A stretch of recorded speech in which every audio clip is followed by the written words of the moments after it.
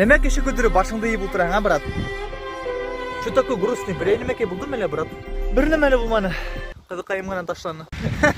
Что болсоң кайгырып отураңбы? Вот менин машинаң стартері ватылган. Вот это вот проблема, блядь. Какой же ты бездушный. Ну бара бер кыз деп кеше көтөрүп кайгырып отурмайсың деп. Ну ол ты мени яратам тигейни, ысын тигейни. Вот раньше когда любила, это была не любовь ты. Теперь я поняла, что это любовь ты. Каждая девушка өзінің яңа егетін думает, что это любовь на всю жизнь. Главное, не телегенде сообщениялар язып, звоните, башын ашамаян. В смысле, я должен напоминать, что мен уны яратам, если мой ядмайым екен, ойлайсақ, ол мені ысын яратман екен деп, если мен сообщение ядам екен, ойлайсақ, ол мені барып ярата екен деп айтасақ. Окей.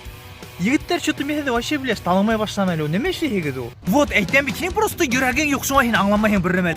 Мен бер кимге эле керек түгел мен.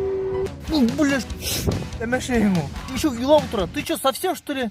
Настяна башкала экенсе кыздар бар бит. Evet. Конечно. А что за Настя? В смысле, тиги Яковлева? В смысле, ол хинең менен көрүнөмү? Охренел ма лей? Унун, значит, бахети экенсе кишинин колунда. Мына менин колда ол бахетле боласак. Просто мен оны бірақ яратам.